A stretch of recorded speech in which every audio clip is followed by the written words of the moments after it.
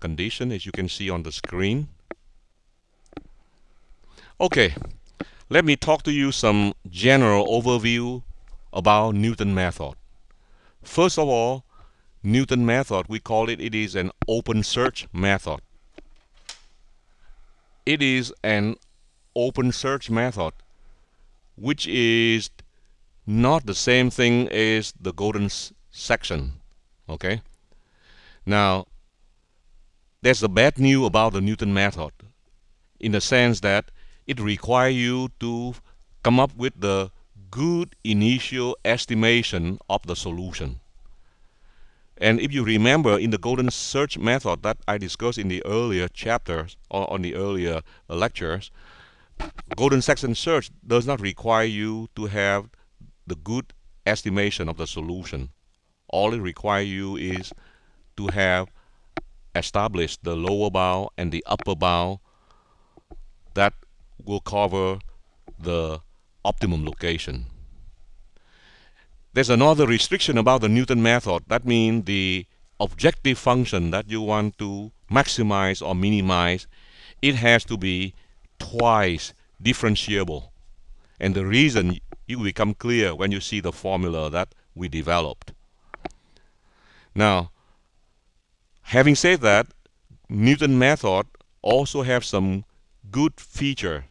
For example, unlike the golden section search method that requires the lower bound and the upper bound, Newton method does not require such a thing. It only requires you to come up with some good initial guess of the solution. Well, Newton method may not converge to the optimum solution for a certain situation. But if it converges much quicker rate as compared to golden section. Okay? So there's some good thing about Newton method. There's some bad thing about Newton method as compared to the golden section. And I just explained to you both, and then you decide in what situation you will use which method. Okay. Look at the next slide so that I can explain to you easier. Suppose I give you f is a function of one variable x. We want to find out the value of x so that f will be minimum or maximum. So in general, just say what is the value x so that f will be optimum. Optimum could mean minimum or could mean maximum. Well, because this function f is a function of only one variable x, so it is trivial in terms of understanding the so-called exact answer. To get the exact answer, all we have to do is to set the first derivative of the function f, which we call f prime, is equal to 0. Now that is the necessary requirement in order to have either a minimum or maximum value for the function f. So we just say set f prime derivative equal to 0. Now, when you have f prime equal to 0, what you get will be something like a nonlinear equation. That's what you have when you say f prime of x. In general, you get a nonlinear equation. So, to make my notation more convenient, I want to say like this. Instead of saving small f prime, I just give it a new name. I say it is the same thing as capital F. So when you say the first derivative, small f prime equal to 0, using the new notation, I say capital F equal to 0. And basically, when I say capital F equal to 0, that means the problem becomes finding the root of the nonlinear equation. So capital F equal to 0 basically means it is a nonlinear equation that you have to find out the root, which means find the value of x so that the nonlinear function capital F equal to 0. Okay, so that is like the brief introduction about the so-called Newton method. Now we say the minimum or the maximum of the function can be found by the Newton-Raphson method, and essentially it is given by the so-called recurrent formula you can see on the screen. X at iteration I plus 1 is equal to x at iteration I, which is like a previous iteration, subtract the first derivative of small f evaluated at xi, divide by the second derivative of f evaluated at x iteration I. Now, that is the so-called Newton-Raphson formula. And in the next few slides, I will explain to you how do we get that formula that I show you right on the screen over there. Okay, so let me erase this thing on the board first. And let's go to the next slide. Now, let me try to explain to you how do we get the Newton-Raphson formula. As you can see on the screen, the picture, the horizontal axis represents the variable x, and the vertical axis represents any nonlinear function f depending on x. In fact, you can see on the screen there the black curve. The black curve right there represents the function f. Okay, the black curve right there represents the function f.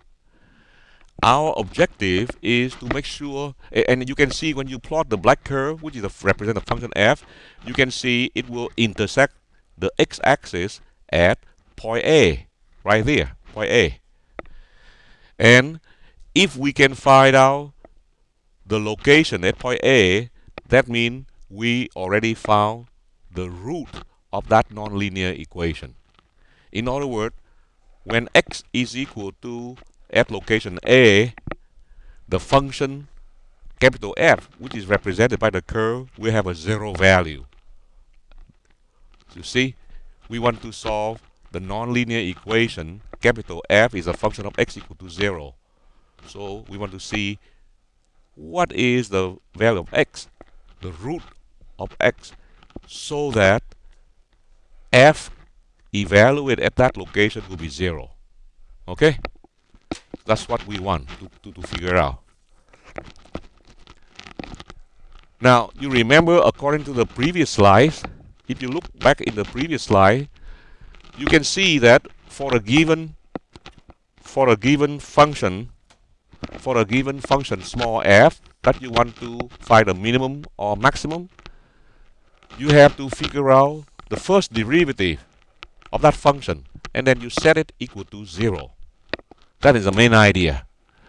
So let's see what happened to the next slide. Suppose in the beginning, according to the Newton procedure, we estimate and we come up with the initial guess for the solution x equal to xi, this red point right here. So we estimate the root is equal to xi. Corresponding to that xi, the root that we guessed, we can easily calculate the function value at point C on the black curve. Okay? Now we want to see what is the derivative of capital F. Well, according to the picture that you see on the screen, the derivative at point C is given by the green line. Right here, the derivative at point C is given by the green line, which represents the tangent to the black curve at point C.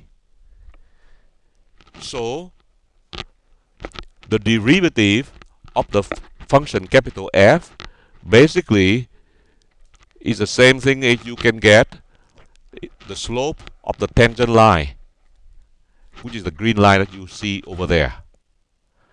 Well, instead of figuring out the slope of the tangent line of the green one, which is line EC, what we can do is this. From point C, we draw the tangent line, which is the green line, and that tangent line will intersect the x-axis at the next location, which we call point E. That point E, we call it the next estimation of the root of the nonlinear equation. We call x of I plus 1. And then from that same point E, you draw a vertical line. It will intersect the black curve at point B. Now, suppose I connect a straight line from point B to point C. Let's say I connect it by a blue line. Okay? Now, what I say is this. The slope of the blue line, BC, which some people may call it like a secant line, supposed to be very close to the slope of the tangent line, the green one, which is line EC. Those two slopes supposed to be very close, assuming that the location of point xi and xi plus 1, suppose they are very close, assuming. So, if you look carefully of the blue line BC, how do you calculate the slope at point C? The slope at point C can be